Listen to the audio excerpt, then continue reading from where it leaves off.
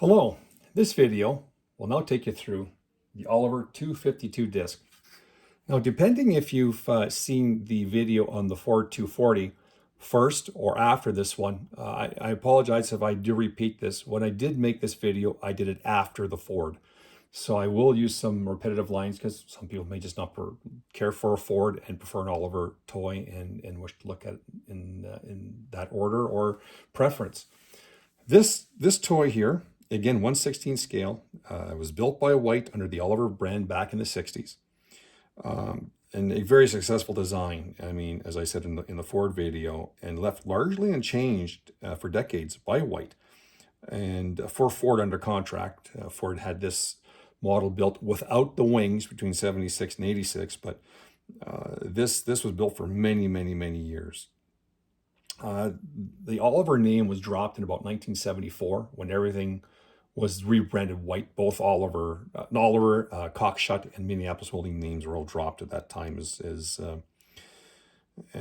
White was consolidating its company. This is a replica of the 18-foot version of the 252 Oliver, and it consists of 699 individual pieces and made from brass, copper, and aluminum. There's copper in this one. And this is the only Oliver version of this particular production run, and it was completed in 2022. Like the Ford, I enjoyed building this, and I think perhaps one of the reasons why this had such a long production run is that the design of this, going back to the 60s, was easily expanded upon. As you can see here, as opposed to the Ford, there was actually tandem wheels, dual wheels on either side. Allowed for lifting a heavier disc once you put wings on it. Now the wings on this were spring-loaded, the early versions.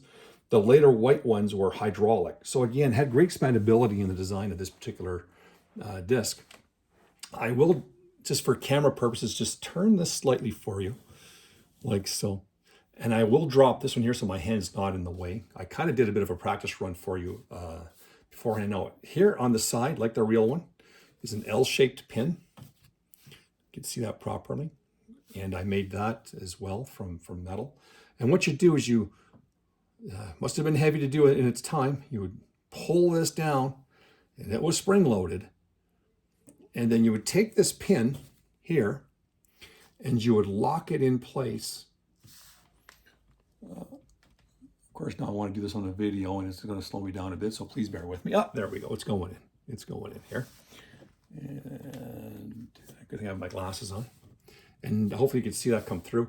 And you see how that's locked in place, very rigid. And it's spring-loaded. So when you pull the pin and you're done, you should put some downward pressure on it. And being heavy, it would, of course, raise up. You could tell I don't want to let it go because it'll just snap up in place much easier. And it would just lay on the frame itself, basically. And you would take this pin and put it back with, of course, had a locking clip on it, and put it back in place here.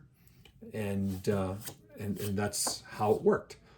Again, if you take a look at the Ford video, exact same frame, exact same everything, except for two things. This had an extra wheel on either side put on because the disc is heavier at a longer weight. And of course, the wings, in plural, sorry. Now I'm going to just start turning it around a little bit like I have in other videos. I'm actually going to move it back a bit. I'm getting offside here. Sorry about that. I have this hooked up to an 1850 Oliver in my collection. It looks pretty nice. Again, you'll see the handles that are done with shrink wrap. This is a locking bar. In my collection, I just have it in the down position, as you see here, behind a tractor. We'll go like this here, like so. Hopefully you can see that as well, and the lighting is adequate for you. Being an Oliver of this era, oh, you know what? I went too fast. I'm going to spin it around on you one more time. Maybe you can see it better at this angle. The scrapers were, in fact, in Oliver Clover White, as is, of course, the inner wheel rims. And so it makes for an interesting two-tone. I had to do this by hand, paint those by hand, just because they were soldered on. I'll maybe move it like this way here. Perhaps you can see what I mean by the two-tone work that's done with the black discs, spacers, discs themselves, and then the scrapers are the Oliver Clover, as is, of course, the hydraulic cylinder up front. There was, again, I'll just repeat myself, I may have forgotten if I haven't said so already, because I just did the Ford video, so I'm doing this one here next. Is the Ford was the prototype, plus another Ford was made as a one of one, and then 3 others were made as one of one designs. This being the only Oliver, one cockshut, and one white. The Oliver's in my collection. The cock is identical to this one, and the white identical. All the cockshut, the white, and the Oliver are all identical except in different colors and decaling. And I have to admit, I do like the white, that red, and this in this design and color. It looks good. It's a nice looking toy. Everything's adjustable again. Here's your just your hitch. The hitch is set a bit high here because it's on a bigger wheeled Oliver 1850 with duals and front wheel assist, and compared to the Ford that you may want to go to have a look at if you haven't looked at it already.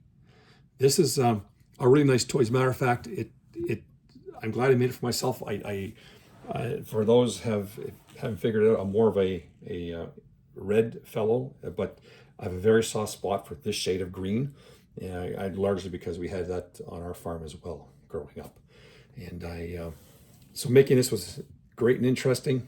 The main system of this was developed from the Ford prototype, and then of course the entire hinge system, which is like, can I get this here for you?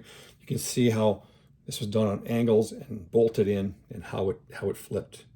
I can do this a bit because the locking bar is stayed there for a reason, and how that worked without any issue at all. The one thing I did have to play with and be mindful of was the tension on the spring. Now, I went through a lot of springs at the local hardware store to try to find something that would work, looked correct to scale, but wasn't wound so tight that you couldn't open it up, or was so tight that if you did open it up, it would bend or break things. So I hope you like this video. I know this is a real nice piece. It hasn't seen much hasn't been in the public. I think only just once, and so you're seeing it here. Many of you, largely for the first time, or the second time, I guess, because this one here has not been out of my collection very much. So I hope you enjoyed it, and this was a real pleasure to make, and actually it's one of my favorite in my collection. Thank you, and until next time.